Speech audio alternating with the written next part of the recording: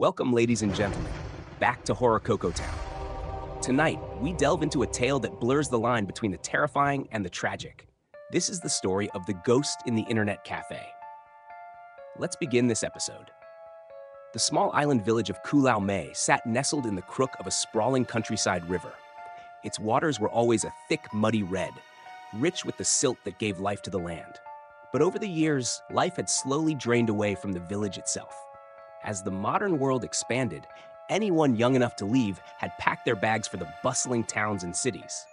They went to drive trucks, work on construction sites, or open small businesses. What remained in Kulao May was a ghost town in the making, populated only by the elderly and the very young, clinging to the earth and the river, surviving day by day. Right on the water's edge stood the home of Mr. Haiteo. It was a dilapidated wooden shack, its corrugated tin roof hanging low, trapping the sweltering heat in the dry season and offering little protection against the bone-chilling dampness of the monsoons. In front of the house, an ancient star fruit tree leaned precariously, casting its long, distorted shadow over the muddy water. Moored at the riverbank was a weathered cargo boat. Its paint had peeled away in large, scabby flakes, revealing the rotting wood beneath. The old long-tail motor at the back was blackened, constantly dripping dark oil like thick blood. The wooden steering pole had been worn completely smooth by decades of being gripped by rough, calloused hands. Mr. Hai himself was a man well into his 60s. His frame was frail and gaunt, his back permanently bowed from a lifetime of back-breaking labor. Every single day, long before the sun even thought about rising, around 3 a.m., he would wake up. He would brew a small, strong pot of green tea, take a few silent sips in the dark, and fire up that old, sputtering motor. He was a courier of the river. One day he'd haul vegetables, the next day sacks of shrimp feed, and the next heavy bags of rice from the district market back to the island. Whatever people needed moved, he moved it. His neighbors would often watch him haul heavy loads, their hearts aching at the sight. "Take a rest, Uncle Hai," they'd call out. "You're getting too old for this." Mr. Hai would just flash a gentle, toothy smile, wave his weathered hand, and reply, "If I rest, what am I going to eat?" But everyone in the village knew the truth. They knew Mr. Hai had a son living in the bustling district town. His name was Tuan. When Tuan was just a boy, long before anyone in the remote village had even heard the word internet, he was obsessed with computers. He would pedal his rusty bicycle for over 10 miles just to reach the district town, standing outside small shops for hours just to watch older kids play video games. Sometimes he'd lose track of time entirely, forcing Mr. Hai to row his boat up the dark river late into the night, searching frantically for his son. Despite their poverty, Tuan was a sharp and resourceful boy. As he grew, he taught himself how to repair computer parts, grinded video games for virtual currency to sell, and saved every penny. Combined with the life savings his father handed over to him, Tuan finally achieved his dream. He opened his very own internet cafe in the district town. On the day of the grand opening, Mr. Hai wore his only good shirt, a white button-down that had faded to a pale yellow over the years.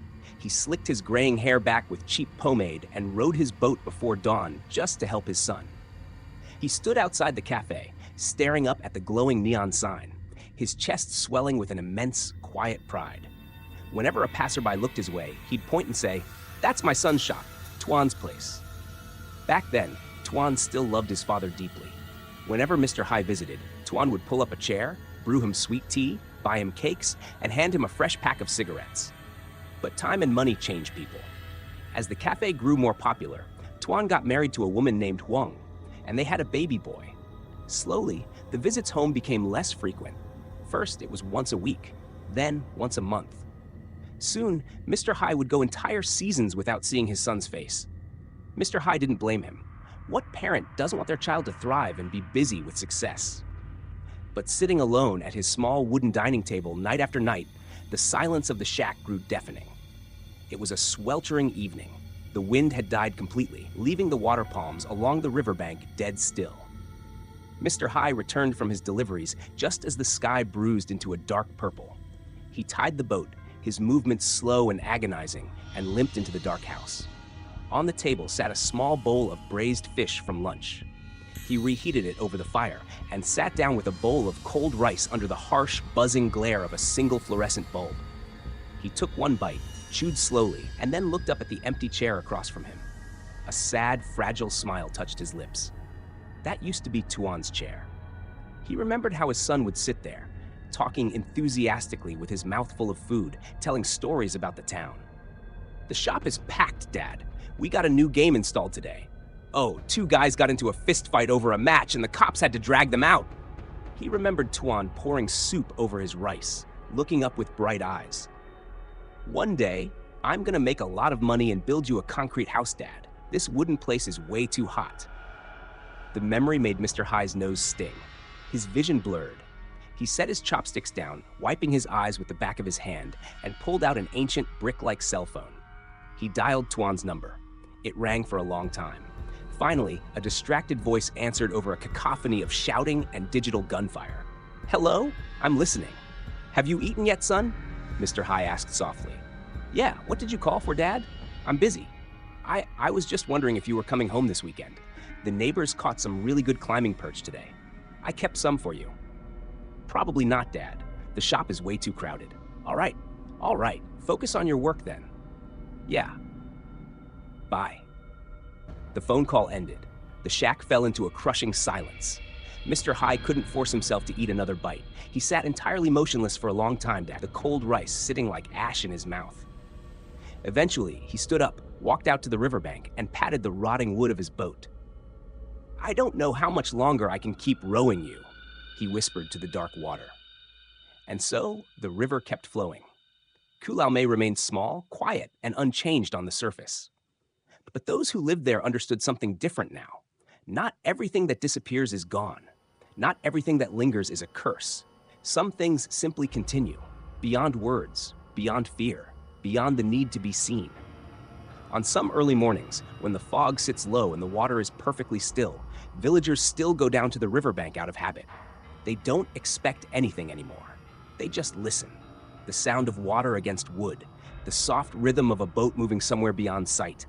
And sometimes, for a moment too brief to prove, too quiet to question, they feel it. Not a presence, not a haunting, just continuity. As if the river has finally learned how to carry everything it was given without letting it sink. And in that silence, there is no longer tragedy waiting to be resolved. Only life continuing its journey forward. Thank you for watching this episode of Horror Koko Town. If this story touched you, subscribe for more tales from beyond the river. Until next time, keep listening to the water, and remember, some goodbyes never leave. They just keep moving. After that night, people in Kulalme stopped trying to define what Tuan had become. Not because they didn't care, but because every attempt to explain him always felt incomplete, like describing the river using only its surface. Some said he was still just a boatman. Some said he was something more than that. Some said nothing at all, because in the end, it didn't matter anymore. The river continued to flow, and Tuan continued to move with it. Years passed again. The dock aged, the wood darkened, the nails rusted. The rope he once tied so carefully was replaced many times over. But the rhythm stayed the same. Morning, midday, evening, the sound of a boat leaving the shore. One morning, an old villager who had known Tuan since childhood sat watching the river longer than usual. He squinted into the mist. "There," he said softly. Another man beside him asked, "Where?" The old villager pointed. Not urgently, not excitedly, just certain. "Out there." The second man followed his gaze. At first, there was nothing, only fog, only water. But then, faintly, a shape appeared. A small boat, moving slowly. But it wasn't the boat that made the men quiet. It was what they felt. Not fear, not awe. Something gentler, recognition. The boat drifted closer, and on it stood Tuan. Older now, hardened by time, but not broken by it. His movements were calm, practiced, steady. But there was something else. A sense that he was not alone in the way he once was. The villagers did not wave. They did not call out. They simply watched as the boat passed. And for a brief moment, when the fog thinned, something seemed to sit beside him, not clearly visible, not fully formed, but familiar in the way memory is familiar, not as a ghost, not as a return, but as presence without burden. Then the fog closed again, and the boat continued downriver. The villagers said nothing for a long time after that. Finally, the old man spoke again. "He never left," he said. The other man frowned. What do you mean? The old man shook his head slowly. No, he corrected himself. That's not it. He looked back at the river. He just stopped being something we needed to see. The wind moved across the water gently. The river flowed on, and somewhere beyond sight, beyond explanation, the boat continued its journey, not forward, not backward, but simply along the path that had always been there. No longer marked by loss, no longer weighed by silence, just movement, just life, just the river continuing to carry what it has always carried, everything. Time stopped feeling like something that needed to be measured in Kulau. Seasons still changed, but they no longer felt separate. Rain blended into fog, fog blended into sunlight, sunlight blended back into river mist again, as if the world had forgotten how to make clean boundaries. Tuan grew older in a way that was hard to notice day by day, but the river noticed, the boat noticed, and the villagers noticed something else too. When Tuan passed by, conversations often slowed, not out of fear, but out of a strange respect that people don't know how to explain, as if being near him meant being near something unfinished that had somehow learned to rest. One afternoon, a stranger arrived in the village, a man from the city, well-dressed, clean shoes. Looking out of place immediately the moment he stepped off the ferry, he was asking questions about Tuan, about the river business, about old debts that had been settled in unusual ways. People pointed him toward the dock without hesitation. Tuan was there, repairing a rope. The stranger approached carefully. You're Tuan? Tuan didn't look up. Yes. A pause. I'm from the financial records office. There were unresolved claims linked to a lender known as Fuck the Scar. We're trying to understand how everything was cleared. Tuan tied the knot slowly. I paid it, he said. The man frowned. With what income? Tuan finally looked up. His expression was calm, but distant in a way that made the question feel irrelevant. Not all debts are paid with money, he said. The man hesitated. That's not an answer we can record. Tuan returned to the rope. Then don't record it. A silence followed. The river behind them moved gently, like it was breathing. The man glanced toward the water, uncomfortable for reasons he could not define. People say strange things about this place, he muttered. Tuan nodded. They always have. The stranger left later that day. He never got a clearer explanation, but he also never returned. That night, the river was unusually bright under the moonlight. Tuan sat alone on the dock longer than usual, not working, not thinking, just present. He noticed something small then, the sound of water hitting wood, rhythmic, familiar, like someone else sitting quietly beside him, letting their presence be known without needing shape or form. Tuan didn't turn. He only spoke into the night. You don't have to stay anymore. The water responded with a soft ripple. No voice, no apparition, just movement. Tuan nodded slowly. I understand. He stood up, untied the boat, and pushed it into the river. But this time, as he stepped aboard, he did something different. He placed two hands on the oar and rowed once, then stopped, and let the current take over. The boat drifted forward on its own, not rushing, not resisting. Tuan looked ahead. The river stretched endlessly into the dark horizon, where water and sky blurred into the same unknown line. Behind him, there was no weight, no pulling, no pointing, only silence that no longer felt empty. And in that silence, for the first time in his life, Tuan understood something simple. Some things do not leave because they are forgotten. They leave because they are no longer needed to remind you how to keep going. The river carried him forward. Not as punishment, not as return, but as continuation. And somewhere in that quiet flow between memory and distance, everything that had once been lost finally became part of the current that moved him gently onward. Without end, without fear, just forward. After that, Kulau entered a kind of quiet normality that people in the village were not used to naming. Life continued, but it no longer felt like it was rushing anywhere. Tuan's name slowly stopped being associated with tragedy. To the younger generation, he became simply the man who runs the river. Not a ghost story, not a warning, just a presence. The river, however, still held its own mysteries. On certain nights, especially when the moon was thin and the fog was thick, fishermen would say they saw something unusual on the water. Not a boat at first, just a line of disturbance moving against the current, as if something unseen was traveling upstream without resistance. But whenever they looked again, it would be gone. Tuan never commented on these stories. He only listened. and continued rowing. One early morning, before the sun had fully risen, Tuan woke earlier than usual. Not because of work, but because of silence. The kind of silence that feels different from emptiness. He walked to the riverbank and paused. The boat was there, but something felt complete, like it had already been prepared. He stepped in without hesitation. As he pushed off the shore, the water beneath the boat was unusually still, not frozen, just calm in a way that felt intentional. Halfway across the river, Tuan stopped rowing. The oars rested against the surface, and for the first time in years, he did not feel alone in the boat. He did not turn around. He did not speak. He simply looked forward. The mist parted slowly ahead of him, revealing the long stretch of river that led nowhere in particular, yet somehow felt like it had always been waiting. Then, faintly, almost too faint to be certain, it happened. A second ripple formed beside the boat, not breaking the water, but matching it. Keeping pace, Tuan closed his eyes. Not in fear, not in surprise, just acknowledgement. "I'm still here," he said softly. The river did not answer, but the boat continued forward anyway, not carried, not pushed, just accompanied. And in that quiet movement, something that had once been pain, debt, and misunderstanding finally settled into something else entirely. Not forgiveness, not forgetting, but continuation. As if the river, the boat, and everything that had ever been lost had finally learned how to move in the same direction. Together. And for the first time since the night the water took Mr. High, Tuan did not feel like he was chasing anything. He was already where he needed to be. And whatever had once pointed at the river was no longer pointing. It was simply there. Years passed in Kulau May. The village slowly changed, but not in the way outsiders would notice. There were no big roads, no new buildings, no sudden modernization. Instead, the change happened quietly, in habits, in people, in the way the river was spoken about. Tuan's boat became part of the river's rhythm.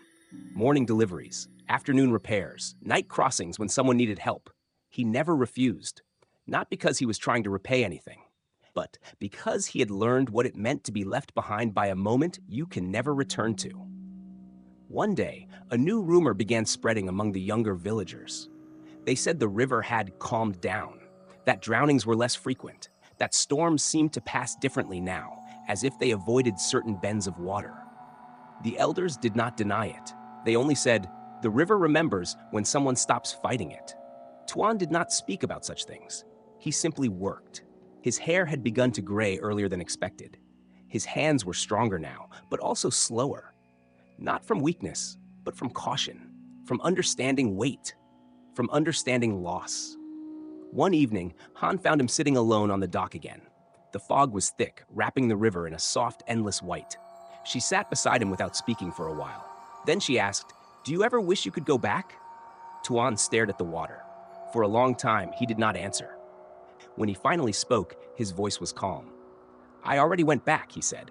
"That's how I lost him." Han didn't respond. Tuan continued, "If I went back again, I think I would lose something else." Silence stretched between them. The river flowed quietly below. Then Han asked a different question. "Do you still feel him?" Tuan looked down at his hands. "They say ghosts stay when they're angry," he said slowly. "But I don't think he stayed because of anger." He looked toward the boat. "It feels more like he stayed until I could carry what he carried." Han nodded, though her eyes looked wet. That night, something unusual happened again. Not a haunting, not a sound, just a change. The river, usually restless even at night, became unusually still. No wind, no ripples. Even the insects seemed quieter than usual. Tuan stood at the edge of the dock, watching, and for the first time in many years, he spoke aloud into the emptiness. "I understand now." No answer came. But he didn't stop. "I understand why you kept coming." He closed his eyes. "I understand why you pointed." The fog thickened around the river. Not threatening, not cold, just present, like listening. Tuan exhaled slowly. "If I could say one more thing." He paused. His voice softened. "Thank you." The river remained silent, but something changed in the air. Not visible, not physical, just a feeling, like a long-held tension finally loosening. From that night onward, Tuan no longer saw wet footprints. No reflections, no flickering monitors, no presence behind him. But sometimes, when he rowed alone before sunrise, he would notice something small. The boat never drifted off course anymore, even when he let go of the oar for a moment. as if the river itself had learned his direction. And in those quiet mornings, when the mist lifted slowly and the red water turned gold under the first light, Tuan would sometimes smile, not because anything was there, but because nothing needed to appear anymore. Some things, he finally understood, don't stay to haunt you. They stay until you learn how to continue without them. And once you do, they can finally leave in peace. Months passed after Tuan returned to Kulaume. The village did not feel the same as it did in his memory. Or maybe it was him who had changed. The river still flowed the same muddy red. The boats still creaked in the early morning fog. The old wooden houses still leaned into the wind like tired bodies refusing to fall. But Tuan no longer looked at things the way he used to. Every sound felt deeper now. Every silence felt meaningful. He rebuilt his father's old boat first. Not quickly, not as a task, but as a slow act of remembering. Every plank of wood he replaced carried a memory with it. Every nail he hammered felt like a conversation he never had. At night, when the work was done, he would sit beside the river and watch the water move without speaking. People in the village slowly began to talk again. At first, they spoke to him with pity, then curiosity, then something closer to respect. Because Tuan never tried to explain what happened in the city. He never told the full story. But everyone could see it in the way he worked, in the way he stopped rushing, in the way he never ignored a call for help anymore. One morning, Han brought him food. She placed it beside the dock where he was fixing a rope. "You're not the same anymore," she said quietly. Tuan did not look up. "I know." Han hesitated. "Do you still see him?" Tuan stopped tying the knot. For a moment, only the river spoke. Then he answered, "No." A pause, then softer, "But I still feel where he would stand." Han followed his gaze to the boat. It was empty, but somehow it never looked empty anymore. That afternoon, something unusual happened. A shipment came downriver. Rice, fertilizer, supplies for the island. The villagers gathered as Tuan helped unload the cargo. He moved differently now, steady, careful, almost patient with the weight of everything. An old man from the village watched him for a long time before speaking. "You've taken your father's place." Tuan shook his head. "No," he said. "I just stopped running from it." That night, Tuan returned to the shack, the same shack where his father had once lived. He had rebuilt it slowly, restoring it piece by piece, but he never touched the altar. It remained exactly as it had been left. The photograph still stood there. The incense bowl still held ash from long ago. And yet, nothing about it felt like sorrow anymore. It felt settled. Tuan lit a single stick of incense. The smoke rose slowly into the warm air. He sat down in front of the altar and spoke, not as a confession, not as an apology, but as something closer to continuation. "I'm still here," he said. The river outside moved quietly. No answer came. But for the first time, he did not expect one. He stayed there for a long while, then stood up and went back outside. The boat was waiting, as always. The next morning, the villagers saw Tuan on the river again, delivering goods, helping strangers, fixing broken nets, carrying what needed to be carried. Some said he had become just like his father. Others said he had become something new entirely. But the older villagers, the ones who remembered the night the river took Mr. High, said something different. They said that sometimes, when the fog was thick and the water was still, they could see two figures on the boat instead of one. Not as a ghost, not as a haunting, but as something quieter. A presence that no longer needed to appear in reflections or wet footprints. Something that had finally stopped pointing at the river and started moving with it. And in those early hours, when the world was still half asleep, the river no longer felt like something that took. It felt like something that carried them forward, together. Dawn came slowly over the town. The first light did not feel like relief at first. It felt like exposure. Tuan was still sitting on the floor behind the counter, surrounded by the opened bundles. His hands were stained with river mud and ink from broken plastic seals. The air no longer felt heavy, but it still felt unreal, like the world had not fully decided whether to continue moving forward. He did not sleep. He did not move. He simply stayed there until the sounds of the street began to return. When the first customers of the neighboring shops opened their shutters, someone finally noticed something was wrong.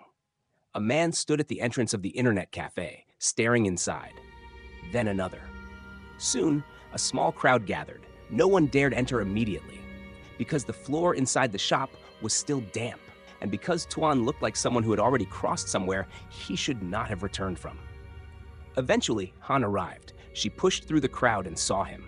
Her expression changed instantly, from confusion to fear, then to understanding. She stepped inside carefully. "Tuan?" she whispered. He did not answer. Her eyes fell to the open space beneath the counter, to the bundles, to the truth that had been buried beneath everything. Her hand covered her mouth. "Oh my God." Tuan finally spoke without looking up. He wasn't angry. Han said nothing. "He was trying to bring it to me," Tuan continued. "All of it, so I wouldn't be killed." Silence filled the room.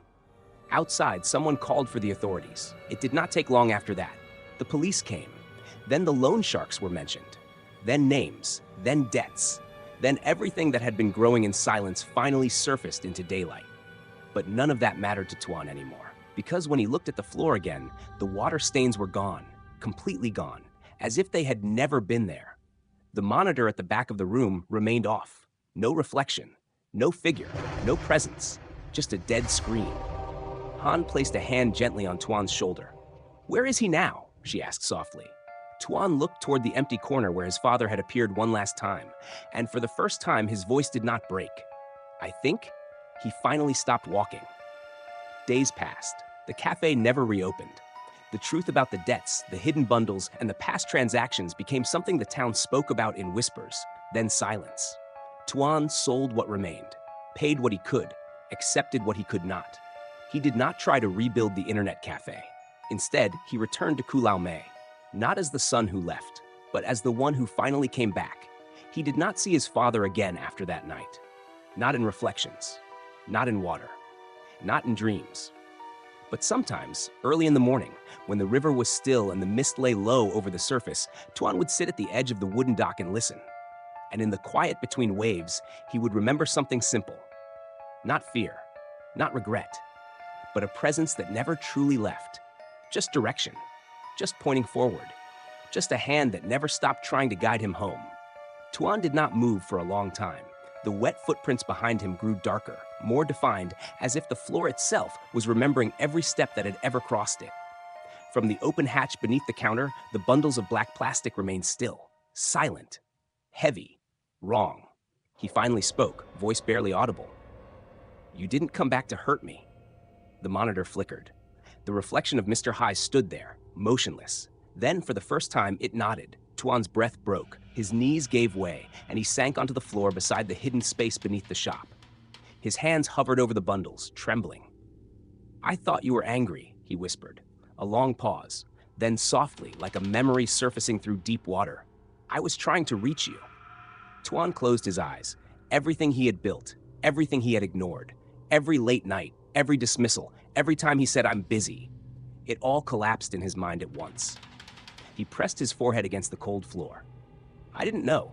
The water on the tiles crept closer, not rushing, not attacking, just filling the space between them. On the monitor, the reflection of Mr. Hai stepped forward. For the first time, it was no longer separated by glass. It felt close enough to touch. The voice came again. "Now you know." Tuan looked up slowly. The room was no longer just the internet cafe. The walls seemed thinner. The sound of the river was inside the building now. Not outside, inside. Tuan whispered, shaking, "Are you going to take me?" Silence. Then the reflection shook its head. Slowly, almost gently. The finger that had once pointed at the river now turned slightly and pointed back at the floor, at the hidden bundles, at the debt, at what had been carried in silence all this time. Tuan understood. It was never about punishment. It was about finishing what was left unfinished. He exhaled shakily, then reached down and began pulling the bundles up from beneath the floor, one by one. The moment the first bundle broke the surface, the room grew colder. But the water on the floor did not rise. Instead, it began to recede, as if something had finally been acknowledged. Behind him, the monitor dimmed. The reflection of Mr. Hai slowly faded, not disappearing in anger, but in quiet relief, like a man who had finally finished walking a long road. Tuan sat surrounded by the hidden debt, the truth fully exposed, the weight of everything he had misunderstood finally resting in his hands. Outside, for the first time in many nights, the wind stopped, and the river did not call his name anymore. Tuan stood frozen, staring at the wet floor beneath him. The outline beneath the water stains did not disappear. If anything, it became clearer. A bundled shape, wrapped tightly, heavy, hidden under something that had never been moved. His heartbeat hammered in his ears. Slowly, he looked back at the monitor. His father's reflection was still there, still pointing downward, not at him anymore, at the floor, at the exact spot under the counter. Tuan's voice cracked. "What is this?" No answer came. Only the steady dripping of water inside the room that should have been dry. Drip, drip, drip. Tuan stepped forward hesitantly, his legs shaking. He moved behind the counter, eyes locked on the floorboards. The wooden panels there were slightly uneven, older than the rest of the shop. He had never paid attention before. His hands trembled as he crouched down. For a long moment, he just stared at it. Then he reached for the edge of one plank. It resisted at first. Old nails, tight wood, years of pressure. He pulled harder. The plank finally lifted with a sharp creak. A cold rush of air escaped from beneath the floor. And with it, the smell of river mud. Tuan recoiled instantly, coughing. "No," he whispered. He forced himself to look inside. At first, it was just darkness. Then, faint shapes emerged, wrapped bundles, dozens of them, neatly stacked in a hollow space beneath the shop, all sealed in thick black plastic, tied with fishing line. Identical to something he had seen before, but refused to remember. His hands went numb. From behind him, the monitor flickered again. The reflection of Mr. Hai appeared. Closer now, clearer. And this time, the expression was not just sadness, it was exhaustion, as if something had been carried too far. Tuan whispered, barely able to breathe. "This is money?" The reflection did not move, but the water on the floor spread again, slowly, covering Tuan's feet. Like the room itself was filling from below. The voice came again, softer than before. "I brought it." Tuan shook his head violently. "No, no, you drowned because of me." Silence. Then, the reflection shifted. For the first time, Mr. Hai looked up fully, and Tuan saw it. Not anger, not resentment, just relief, as if he had finally reached the place he was trying to show all along. The monitor flickered one last time, and the reflection raised its hand, pointing again, not at the money, not at Tuan, but past him, toward the exit, toward the river. Tuan slowly turned his head, and for the first time, he noticed it. A faint trail of wet footprints, already forming behind him, leading out of the shop, as if something had been waiting for him to follow all along. The room behind him was no longer empty, and the river had never truly left him. After that night, the internet cafe never felt the same again. Even in the daytime, when sunlight poured through the glass doors, the place felt colder than before. Customers stopped coming entirely. Not gradually, just suddenly, as if something had cut the flow of life away from the shop overnight. Tuan tried to fix it. He wiped every monitor down. He checked every electrical wire. He even replaced monitor 16 with a new one. But the feeling remained. Like something was still standing in the corners when no one was looking. Huang began refusing to stay overnight. "I can't sleep here," she said quietly one evening, holding their child close. "The baby cries every time the lights go out." So she left during the day and only returned when necessary. Tuan didn't stop her. He couldn't blame her. He barely spoke anymore. Sleep became impossible. Every time he closed his eyes, he saw water, not calm water, heavy water, water that pressed down like hands. One night, around 2 a.m., Tuan sat alone behind the counter, staring at the empty rows of computers. The building creaked softly in the wind outside. The world beyond the glass looked distant, unreal. Then he noticed something. The floor near the entrance was wet again. Not a lot. Just a thin trail of moisture leading from the door toward the inside of the cafe. Tuan didn't move. He just watched it. The droplets were fresh. They hadn't been there moments ago. Slowly, he stood up. His throat felt dry. He followed the trail with his eyes. It led directly toward the back corner of the shop. Monitor 16's replacement unit. It was off, but even in the darkness, Tuan could feel it. He didn't want to look, but he did. The monitor turned on by itself. No flicker, no warning, just sudden blue light filling the corner of the room. Tuan stepped back instinctively. On the screen, there was no image, only darkness. Then slowly something appeared, a reflection forming in the black surface, a man standing behind him, so close that Tuan could almost feel breath on his neck. Tuan didn't turn around this time. He couldn't. His entire body locked in place. Behind him, a voice finally spoke. Not loud, Not angry, just tired. Why didn't you come home? Tuan's lips trembled. I didn't know, he whispered. The reflection on the screen shifted slightly, as if the man had tilted his head. Water began dripping onto the floor again. Drip, drip, drip. Each drop sounded heavier than the last. You were always busy, the voice continued. Tuan's knees weakened. I was working for us, he said, almost breaking. A long silence followed. Then the voice spoke again, softer this time. I went to help you. Tuan finally turned around. The room behind him was empty, but the wet footprints were already there, surrounding him, closing in, not rushing, just circling, as if waiting.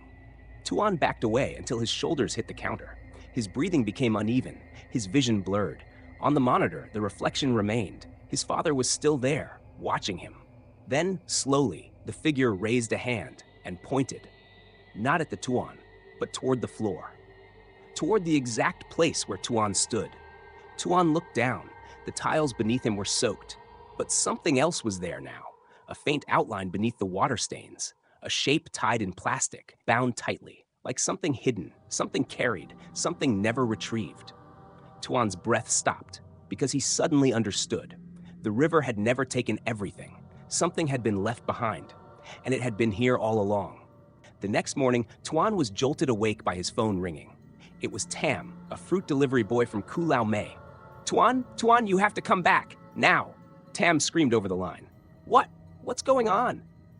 It's Uncle Hai. They found his boat overturned in the big river. They've been searching since dawn. They can't find him, Tuan. He's gone. The phone slipped from Tuan's hand, clattering against the tile floor. He rode his motorcycle back to the village like a madman, weaving blindly through traffic, tears tearing at his eyes. When he arrived at the ferry terminal, a crowd had gathered. The local authorities were out on the water in small boats, dragging large nets and prodding the depths with long bamboo poles. They had pulled Mr. Hai's boat ashore. Inside the hull, soaked and coated in mud, were his black plastic sandals and his old brown shirt. Tuan fell to his knees on the muddy bank. He stared out at the sprawling, indifferent river. The water was just as muddy and red as it always was. It had swallowed his father whole, leaving no trace. For 3 days, they dragged the river. For 3 days, Tuan stood on the bank, refusing to eat, his mind replaying that final phone call. I'm driving the boat. If he had just told his father to turn back, if he had just paid more attention, if he hadn't been so cold at the cafe.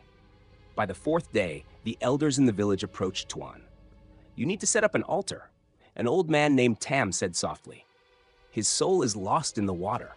You need to give him a place to return to, or he will wander the river forever. Tuan set up a small table in the dusty, empty wooden house. He placed a bowl of incense and an old photograph of his father on it. The smoke curled into the stifling air. He left the keys with his friend Han, asking her to light incense for him, and with a hollow, broken heart, Tuan returned to the city to face the ruins of his life. Returning to the internet cafe was like stepping into a tomb. Tuan pulled up the metal rolling door to the smell of stale smoke and old air conditioning. That very evening, Fuck the Scar arrived with 2 massive thugs. I heard your old man died, Fuck sneered. My condolences. But grief doesn't pay the bills. You have 1 week. If you don't have my money, I'm taking all your machines, and then I'm taking your head. The threat hung in the air like a guillotine. That night, the cafe was completely empty. Tuan lay in a cheap canvas hammock behind the counter, staring blankly at the ceiling. Huang and the baby were asleep in the small back room. It was around 1 a.m.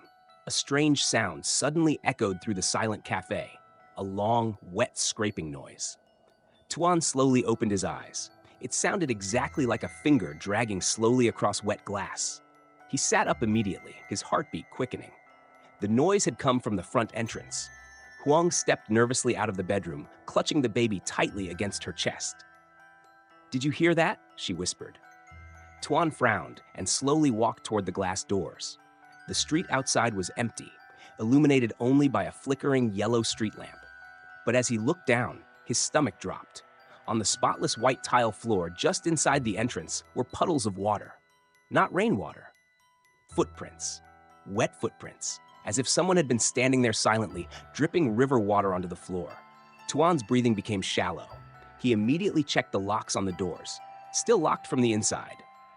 No one could have entered. A cold chill crawled slowly up his spine. Then something else caught his attention. At the very back corner of the cafe, one computer monitor suddenly glowed faintly blue. Monitor number 16. Tuan froze. He knew for a fact he had shut every machine off before sleeping. The screen was black, but the monitor itself was powered on, casting a pale reflection across the dark room. And inside that reflection, someone was standing there. A thin silhouette, motionless, head lowered unnaturally toward the floor. Tuan felt every hair on his body rise. Very slowly, he turned around toward the back of the room. Nothing. Only empty gaming chairs and silent computers.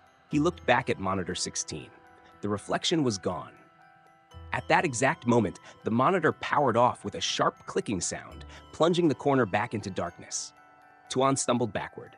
"It's stress," he muttered shakily. "I'm hallucinating, that's all." But deep down, he already knew something was terribly wrong. The following nights only became worse. The knocking started 3 days later.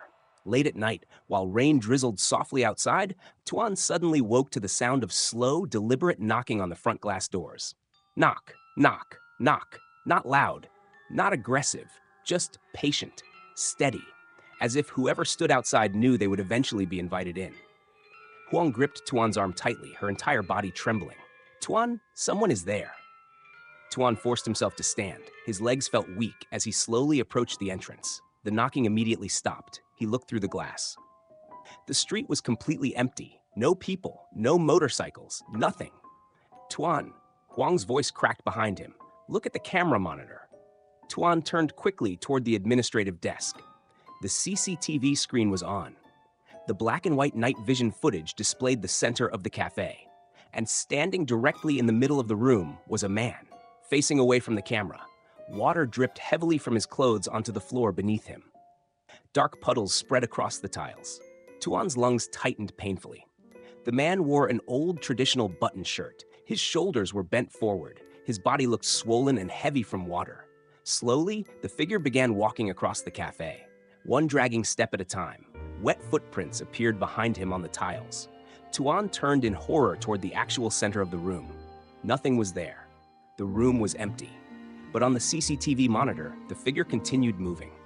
Closer, closer, until finally, the man stopped directly beneath the camera. Then slowly, very slowly, he lifted his head.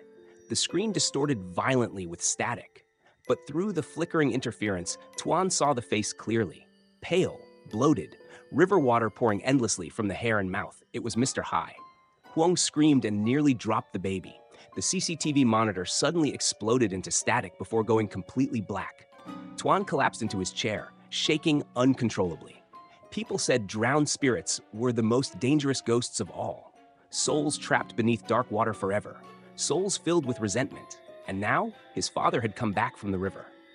The next morning, Mr. Hai woke up before dawn. He brewed his tea, looking out over the low tide. He had no deliveries scheduled, and a deep, gnawing ache in his stomach told him he just needed to see his son's face. Just a glimpse. He dug into his wooden chest and pulled out his favorite striped shirt, the one that still smelled faintly of mothballs.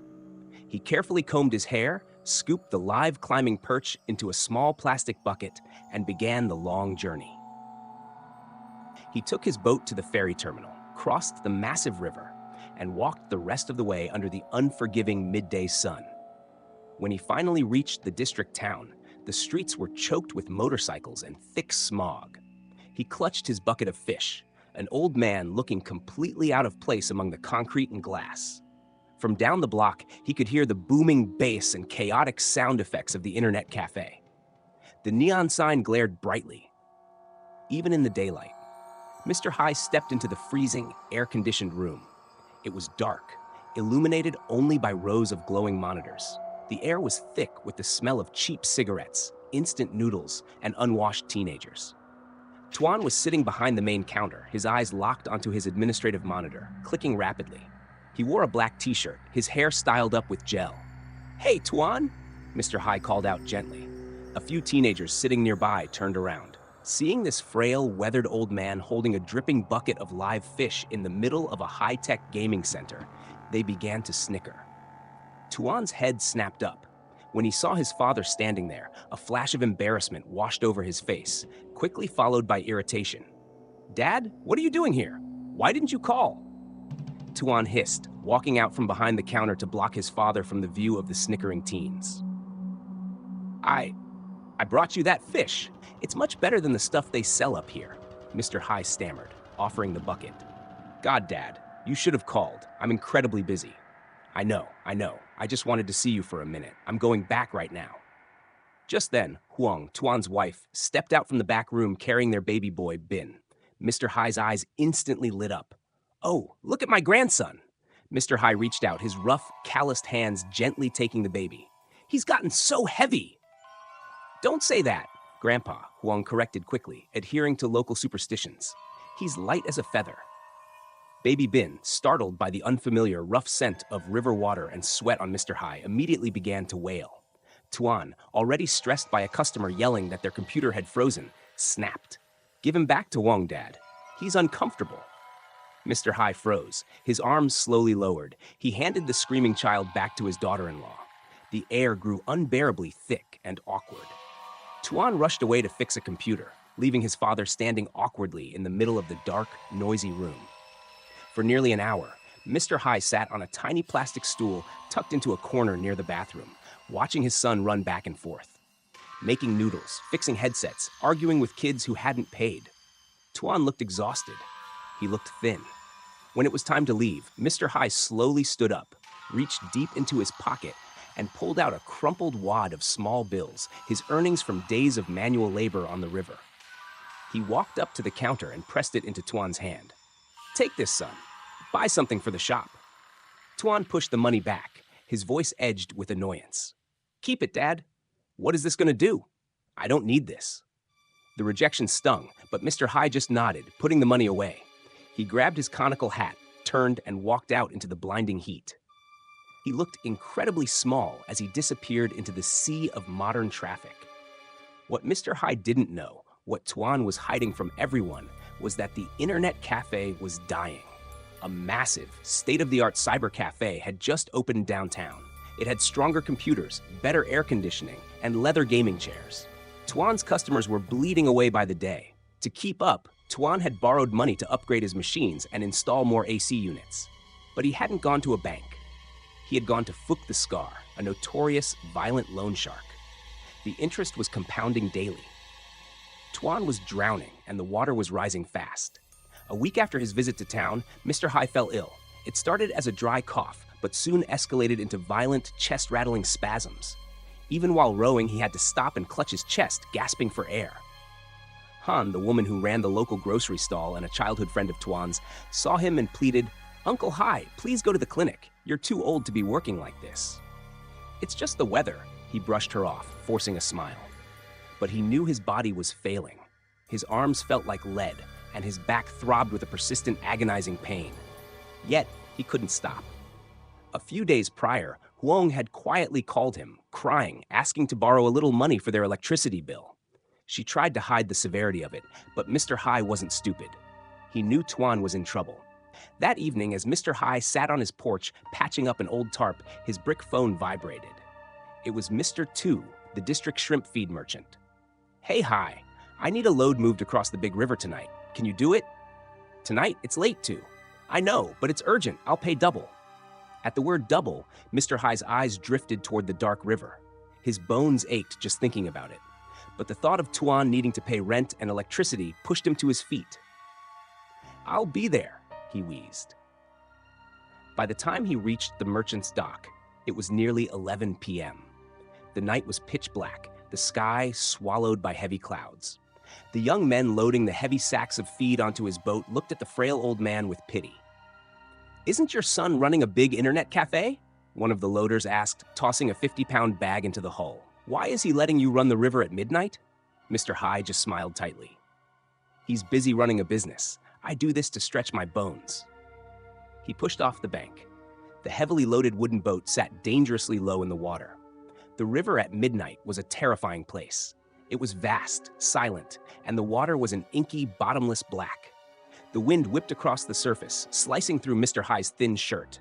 As he steered, a violent coughing fit seized him. He let go of the rudder for a second to cover his mouth, his chest burning. He grabbed a bottle of cold tea to soothe his throat. As he looked out at the distant flickering lights of the district town on the horizon, his phone buzzed in his pocket. It was Tuan. "Hello, Dad? I'm here, son. What are you doing? Why are you awake?" "I'm driving the boat, doing a run." "At this hour? Go to sleep, Dad." "Old men don't sleep much anyway. How is everything? I meant to call you earlier, but I was busy." "I know. Don't worry about it. Just be careful, okay? Go to sleep soon." Mr. High smiled. That single, fleeting moment of care from his son washed away all the pain in his chest. "I know, son," he whispered. He hung up the phone, gripped the rudder, and pushed deeper into the dark, rolling waves of the mighty river. Then the wind exploded across the water. A massive wave slammed into the side of the overloaded boat. The old wooden hull groaned violently. Mr. High struggled to regain control, but another wave crashed over the side, soaking the cargo and flooding the deck. The motor sputtered wildly. Mr. High coughed, trying desperately to hold the steering pole steady, but his exhausted arms failed him. The boat struck something hidden beneath the black water with a horrifying crack. The hull split open. Ice-cold river water rushed in instantly. Mr. High stumbled backward, crashing into the cargo sacks as the boat tilted violently.